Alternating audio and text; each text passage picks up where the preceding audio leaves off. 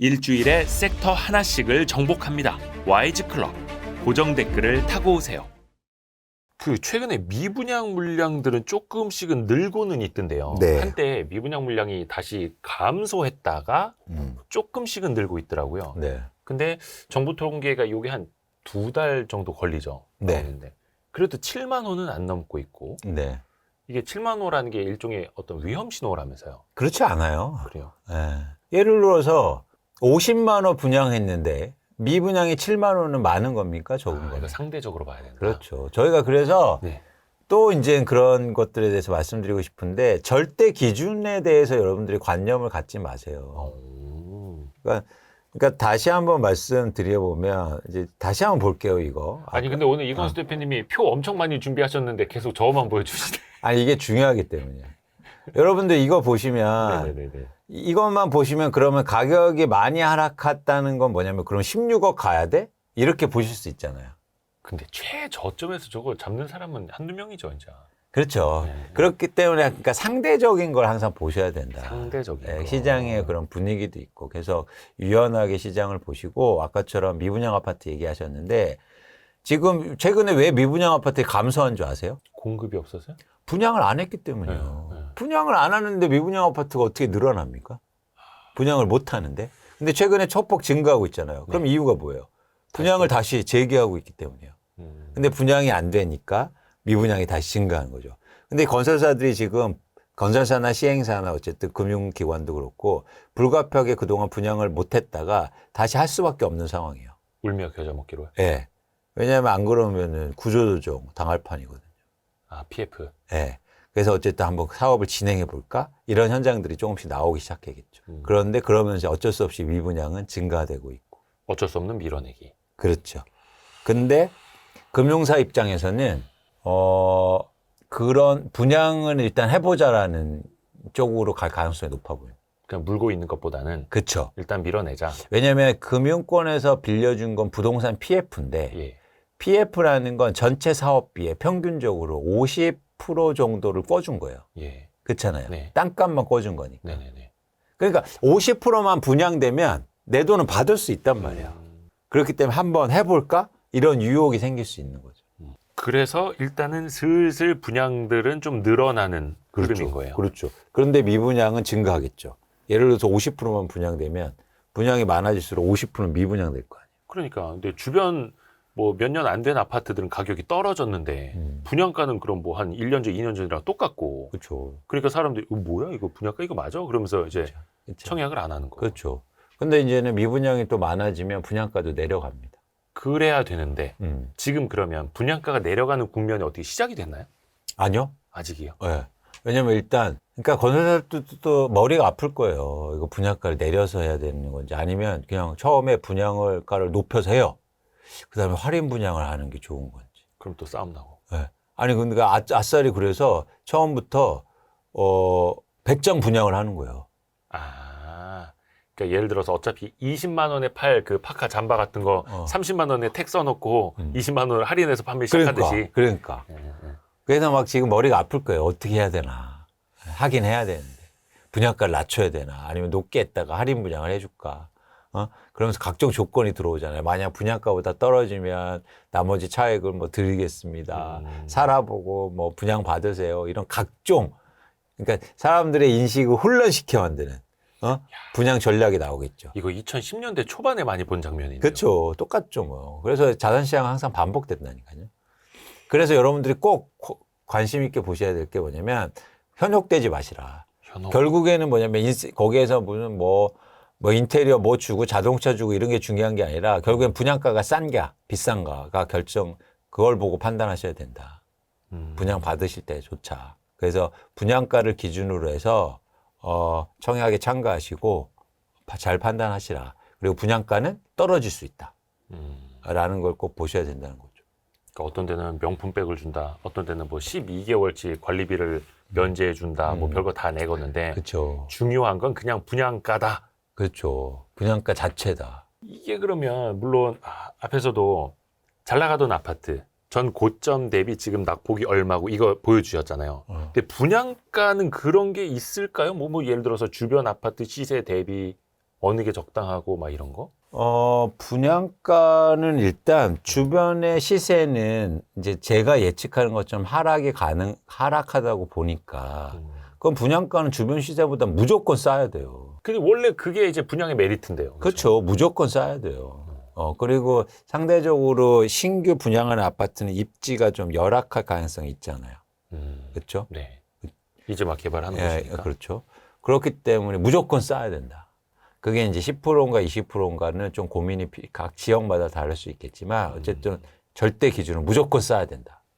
같아서나 같거나 이런 식으로 할 거 아니에요. 네. 같게 하면서 대신 새 아파트지 않느냐? 아닙니다. 어떤 위치에 따라서요? 그렇죠. 그러니까 새 아파트라고 해서 비쌀 이유는 없다. 새 아파트라고 비쌀 이유는 없다. 물론 새 아파트에 대한 수요는 있지만 그럼에도 불구하고 가격적인 메리트를 봐야 된다. 그렇죠. 그렇죠.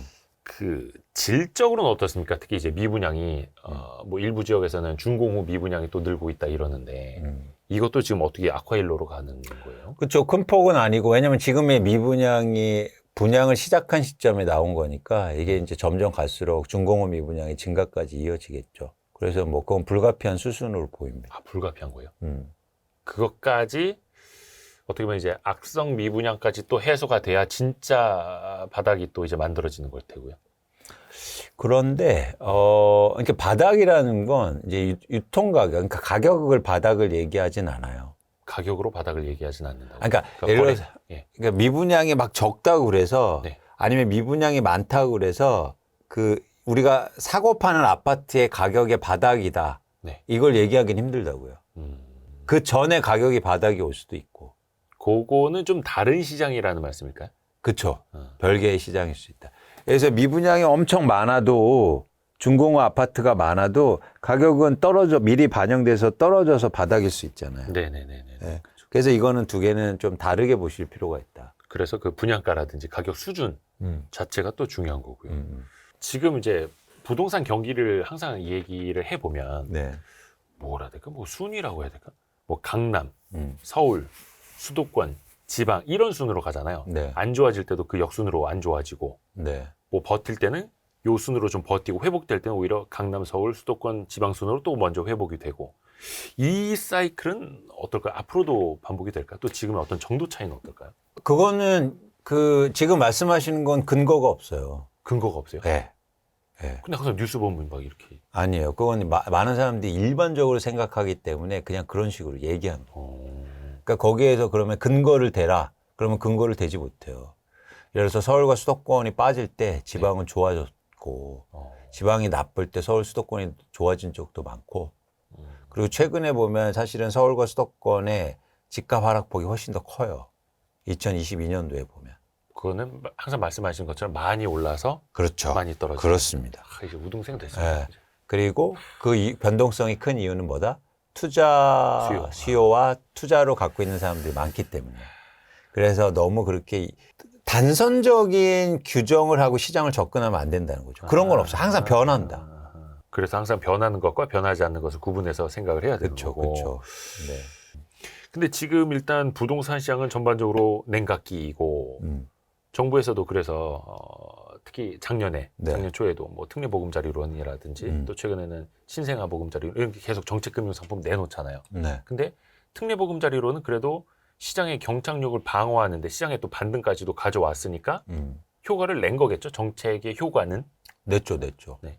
그러면 앞으로는 어떨까? 일단 신생아 이거 특례대출은 뭐 규모는 절대적으로 작다고는 하는데 앞으로 또 시장이 또 경착륙 될 것 같으면 또 뭔가 정부가 다시 한번 정책적인 걸 또 꺼내려고 하지 않을까요? 그러니까 이게 또 막 계속 반복되니까. 이것도 정확하게 저희가 이제는 이해하실 필요가 있어요. 네. 정책의 효과를 낸 이유는 네. 가격이 많이 빠졌기 때문이에요. 네네네네. 막 미분양 날 것 같고 막. 아니, 날 것 같고가 아니에요. 네. 미분양 낮고 가격이 빠졌고 그러니까 정책이 효과를 낸 거라고요. 그건 굉장히 큰 차이예요. 날 것 같아서 나온 정책은 효과를 못 내요. 예측하는 정책은.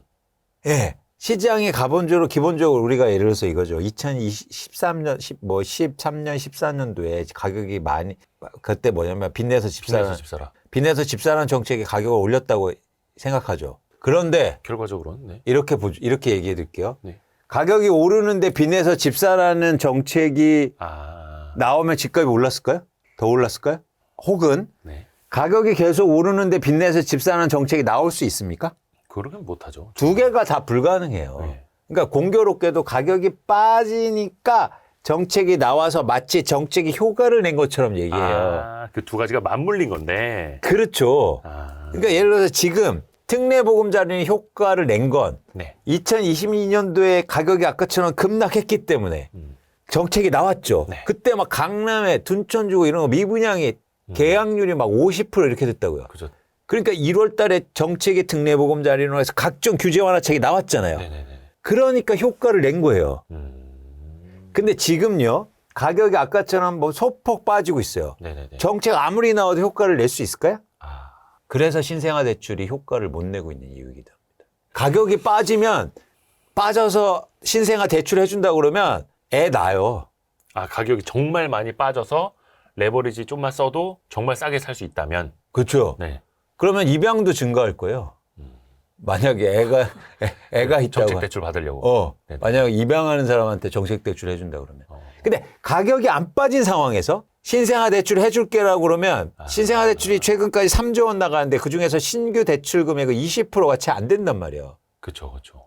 특례보금자리는요. 나오자마자 한 달 만에 7조 원이 대출 받아요. 맞아요. 대부분 50%가 막 신규 주택. 출발이 전제가 다르다는 거예요. 그래서 우리는 이거를 꼭 고려해야 됩니다. 정책이 시장을 움직이는 게 아니고 전제가 필요하다는 거예요. 정책이 효과를 내려면. 이게 과거에 그 폭등 시장에서도 정책으로 못 잡았던 것도 똑같습니다. 가격이 막 오르고 있는데 막 규제가 나와도 사실은 정책이 효과를 못 냈잖아요. 네네네. 그렇죠. 정책이 시장을 움직일 수는 없다. 근본적인 방향을 틀기는 힘들다. 그게 이제 가격과 맞아야 된다라는 거죠. 바닥에서 맞든 위에서 맞든. 그렇죠, 그렇죠.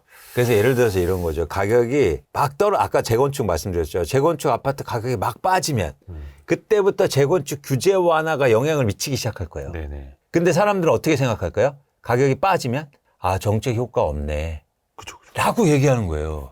그 사람들한테 직관적으로 결론만 보이니까. 그렇죠. 그러니까 예를 들어서 집값이 오를 때는 집값을 잡는 정책이 효과를 못 내요. 네네. 집값이 떨어질 때 드디어 잡는 정책이 영향을 미치면서 하락폭을 더 키우는 거예요.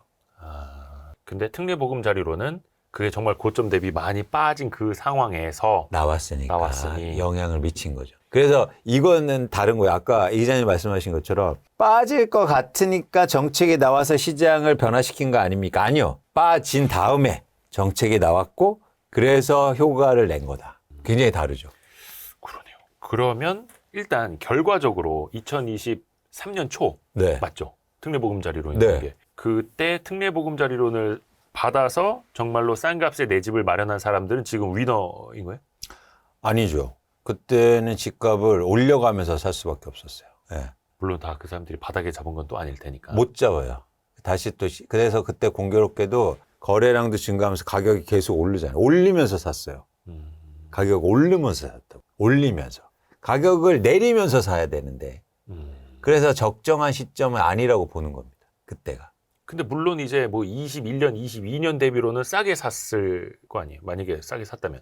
1, 2년 전 대비. 그러니까 경우마다 다 다른데 만약 싸게 샀으면 잘하신 거고. 예. 근데 그럴 확률은 되게 낮았다. 근데 요 질문을 드린 게 왜 그러냐면 또 향후에 만약에 집값이 또 많이 빠졌을 때 이런 정책 뭐 보금자리 이런 무슨 보금자리 또 나오면 그때는 딱 한번 우리가 학습 효과가 있으니까 노려봐야지. 근데 이 생각을 또 저만 하지는 않을 거고. 근데 그때도 여러분들이 그래서 그 대출만 보고 대출 받아서 가격을 올려가면서 사지 마시라고요. 네. 밑에서 기다리고 있는. 네. 그런 걸 사시면 좋겠고 그리고 또 하나 뭐냐면 가격이 충분히 빠졌을 때하고 같이 시장을 보시면서 그러니까 뭐가 차이점이 있냐면 그러니까 이때 막 수요가 붙으면서 또 작년에 가격이 일종의 상승했는데 네네네. 거래량이 지속적으로 받쳐주진 못해요. 거래량이 한 3, 4개월 증가하다가 끝났거든요. 그러니까 그 반등도 한계가 있는 반등. 그렇죠. 네네. 그래서 저희가 이제 이거 오르는 거 지속 가능성이 없다라고 본 거죠. 그래서 지금도 쫓아가면서 비싸게 사지 마시라. 네, 네, 네. 근데 분명히 막 대출해주고 이러는데도 쫓아가지 않아도 싸게 살 수 있는 시장은 반드시 옵니다. 쫓아가지 않아도 싸게 살 수 있는 시장은 반드시 온다. 네.